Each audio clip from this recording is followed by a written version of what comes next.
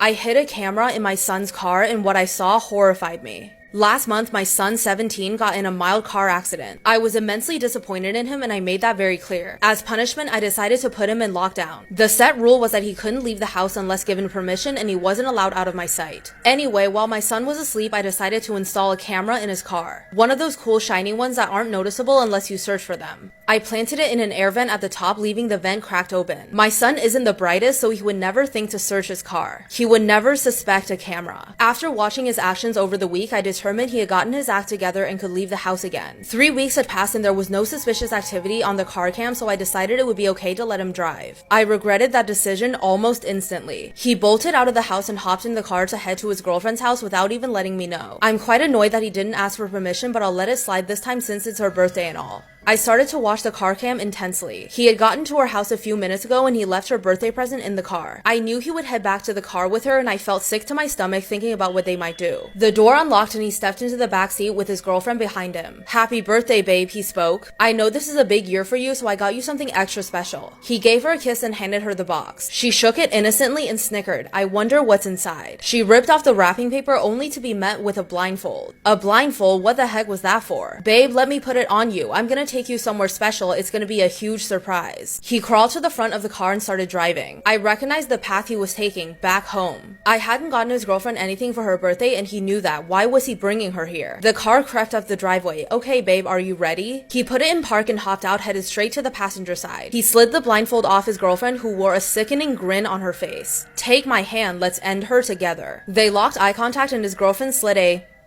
out of her pocket. My heart suddenly dropped to my gut. Thump, thump, thump, sharp knocking. "Mama, I'm home and I brought Brookie with me." Follow for more stories. What's the creepiest true story that someone has ever told you? My grandmother's entire life, she had a recurring nightmare. In this nightmare, she would be walking down a long dark hallway, turn to the left, open a door, and see something terrible. She'd always wake up before seeing what it was. In her 40s, she, her husband, my dad, and my aunt were on vacation. They booked the hotel at the last minute, so they ended up having to get 2 rooms with 2 twin beds on opposite sides of the floor. My dad wakes up around 3 a.m. and can automatically tell something's not right. He calls out in the darkness, "Dad," no response. He turns on the bedside light. "Dad," he says, a little louder this time, still no response. Getting worried, he slides out of bed and shakes his father. He doesn't wake up. My dad ran down the hotel hallway to my grandma's room and started banging on the door. My grandma worriedly opens the door and my dad shouts, "There's something wrong with Dad." He leads her down the hallway, a long hallway to the last door on the left. My grandmother reaches the door, turns to the left, and sees her husband passed away in bed, heart attack. She never had the dream again.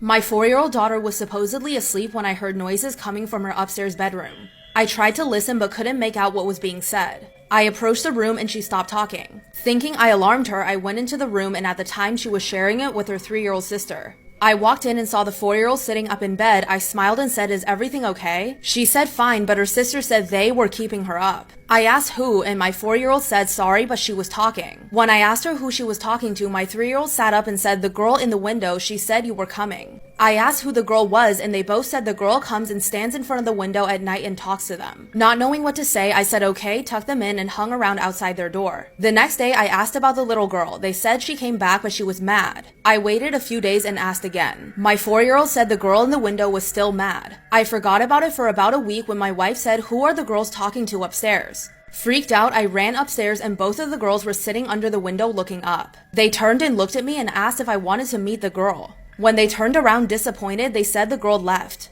It's been about 5 years and I haven't heard about the girl in the window since. Follow for more stories.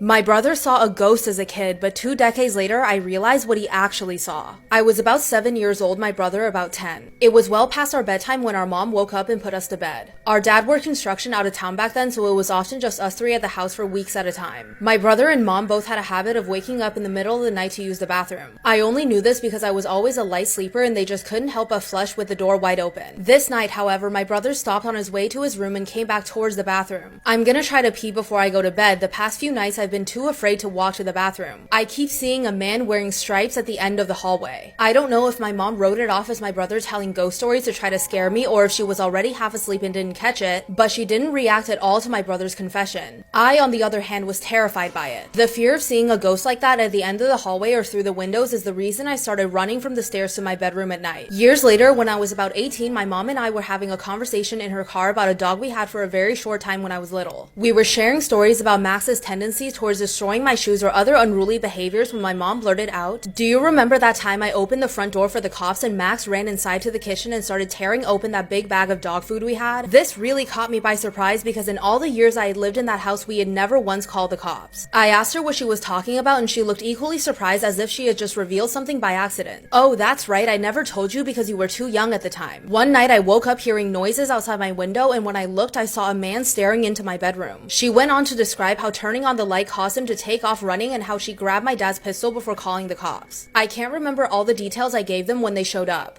Tall white male wearing a striped shirt and jeans, short dark hair, something like that. They said it matched the description of a man they were looking for in the area. It turns out he had escaped from jail on a charge. Now I know it sounds so obvious hearing these two stories back to back, but it wasn't until a few years ago in my mid-20s that I pieced together that my brother had unknowingly warned us about a who spent multiple nights casing our home. Follow for more stories. What's the scariest theory known to man? We are actually the most advanced beings in the universe right now, and the fear of invading aliens taking our planet for resources is actually just the fear of what we will become. John Douglas, a former chief of the FBI's elite serial crime unit and the author of Mindhunters, says, "A very conservative estimate is that there are between 35 and 50 active serial killers in the United States at any given time." The general concept that we never really die in our perspective. Each time we encounter a situation where we may die, we continue in a parallel universe when something happens that prevents our death. But we die in the original universe. Essentially, our consciousness lives on by transferring itself to a parallel universe where we continue to exist. So we effectively live forever. There's a theory which states that if anyone ever discovers exactly what the universe is for and why it is here, it will instantly disappear and be replaced by something even more bizarre and inexplicable.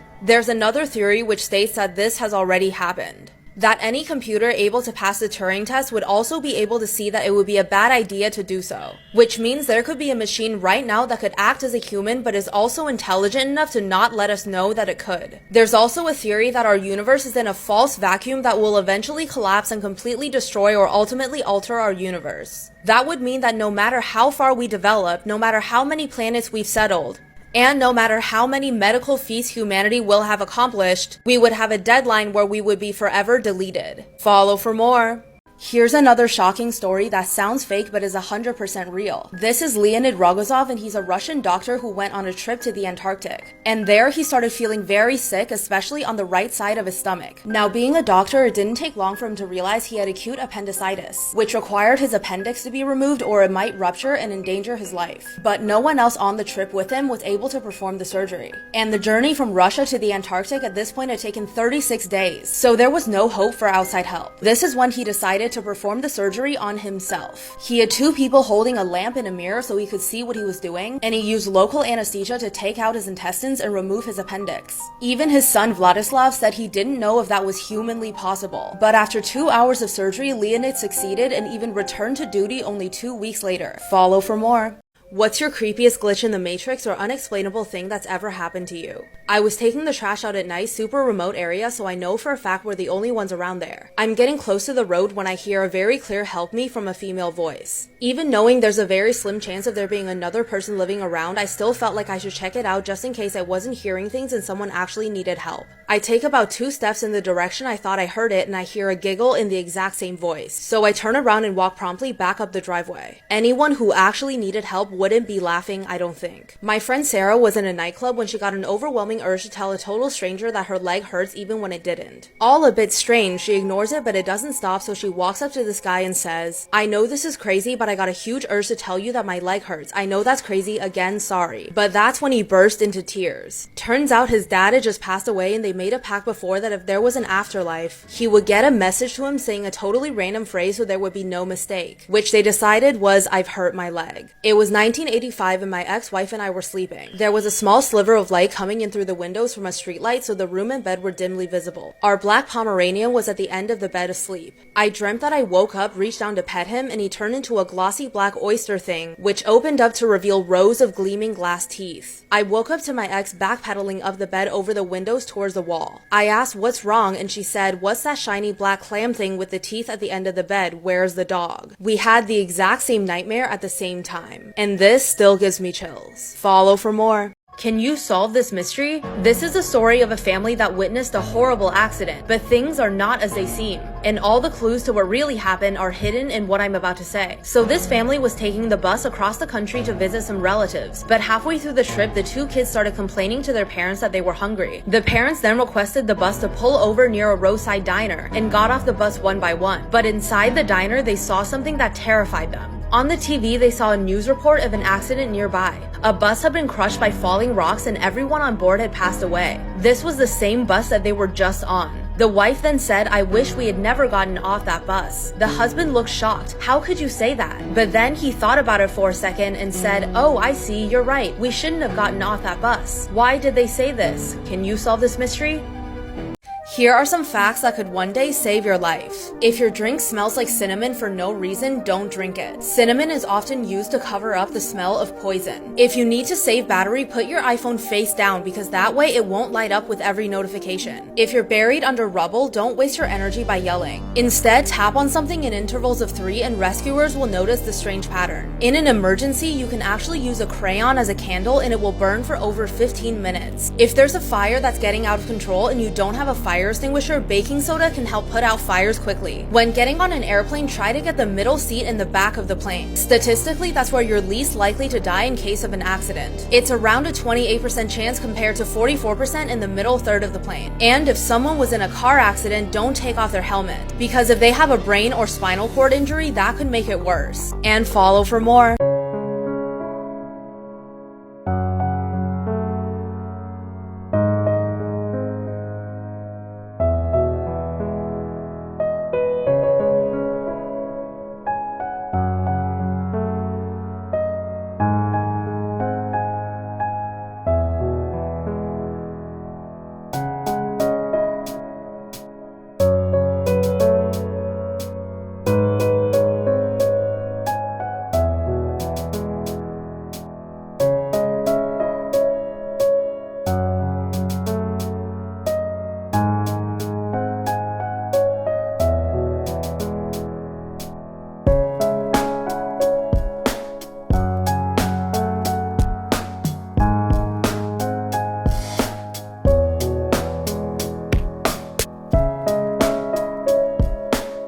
Gut-wrenching facts, part 1. If you electrocute someone while they're submerged in water, it won't leave any burn marks. The victim's muscles will become paralyzed from the electrical current and they won't be able to swim and they will ultimately drown. You can die by pooping too hard. If you were sitting on the toilet and you were straining too hard, this will cause your heart rate to drop and your blood pressure to drop. And this ultimately will cause you to faint. Speaking of toilets, 42 children die every single year from drowning in a toilet. The world-famous dolphin named Flipper became so depressed that she tragically took her own life. And trust me, you don't want to know how she did it. Make sure to press the plus. This is the scariest video on the internet. This is Joseph D'Angelo Jr., who's also known as the original Night Stalker. He is an American serial killer who is also formerly a police officer who's been indicted on at least 13 murders, 120 robberies, and over 50 assaults on women. Listen how crazy this is. He would break into a house, tie the couple up, and he would take the male victim, put plates on top of the male victim, and would tell him that if any plate dropped that he would kill both of them. So now the male victim is laying down on his stomach, and obviously he's scared and shaking, so eventually one of the plates are gonna fall anyway. Even creepier than that, if he found a woman that he wanted to assault, he would call the home phone before and after the incident took place. And the video you are going to hear is exactly that. This is from one of the victim's answering machines in the 1980s.